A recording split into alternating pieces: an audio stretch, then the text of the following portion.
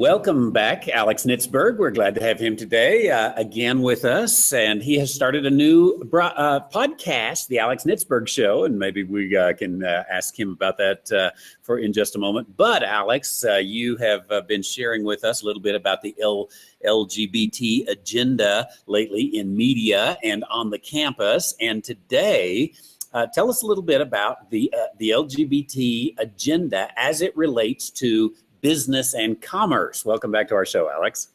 Thank you, Dr. White, for having me back on. And that's exactly, I want to talk about that because, I've talked about the media, I've talked about academia, but it's also, there's this third issue of businesses that are promoting the LGBT agenda.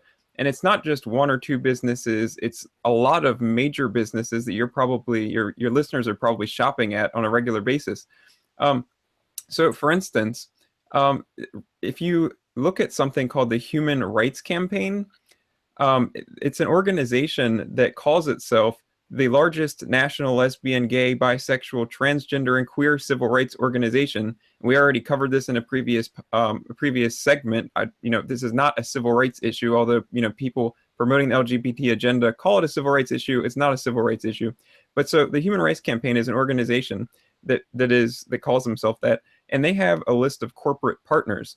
And so consider a few other corporate partners are Apple, Microsoft, Google, IBM, Dell, and I think there was one other, let's see here, Intel. Intel was the other one I wanted to mention that's in technology. So if you think about it, if you're someone who boycotts organizations because they're promoting values you disagree with, imagine trying to boycott Apple, Google, and Microsoft. Your smartphone options are going to be severely limited. You're going to have trouble using the computer and the internet a lot more, because they're really major players. But that's not all. The Human Rights Campaign also has other corporate partners. One of them is Target, and that probably doesn't surprise anyone because we had that whole issue with Target about a year ago. But here's a bunch of other corporate partners for the Human Rights Campaign.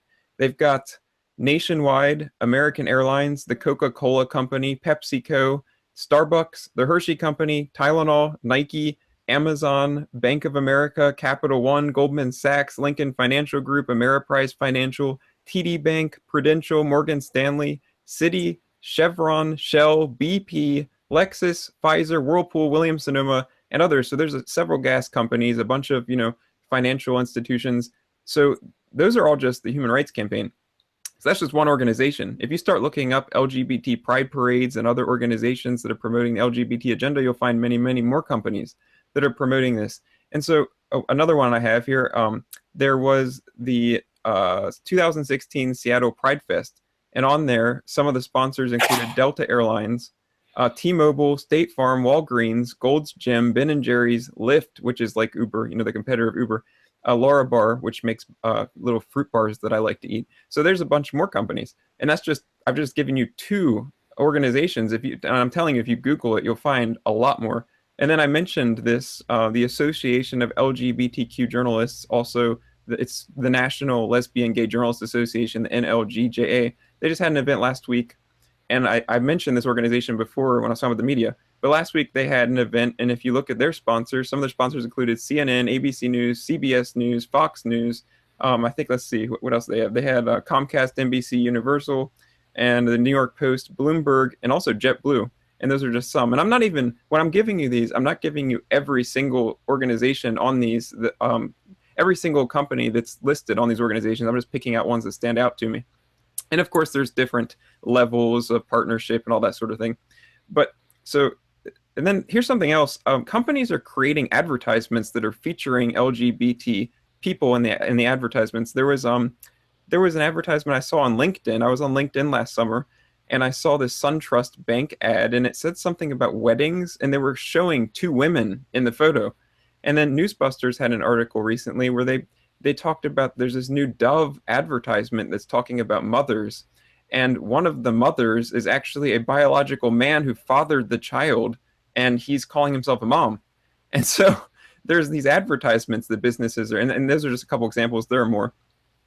And so that's going on.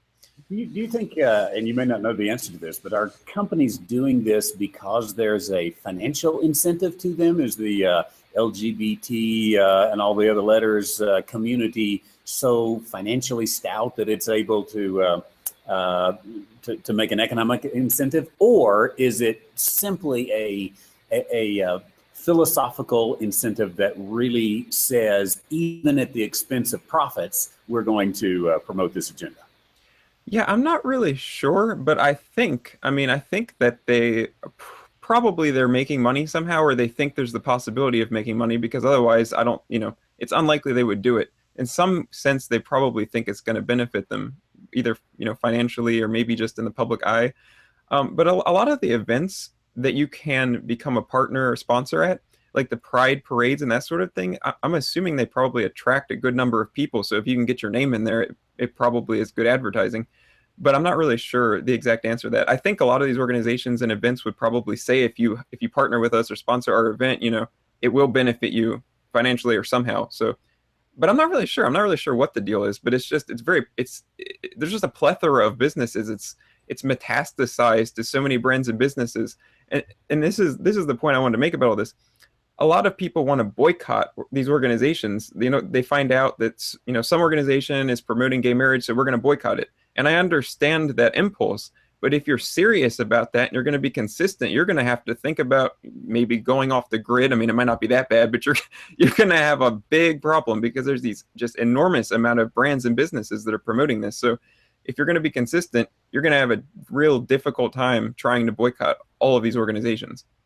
I think that's very true. I think that in the corporate world, of course, and most American commerce is controlled by the corporate world, it is almost a given that they're going to be pro-LGBT, and that's going to be perhaps even part of their agenda. Perhaps on a local scale, you could probably find some small businesses that reject that, and yet even that may be somewhat difficult.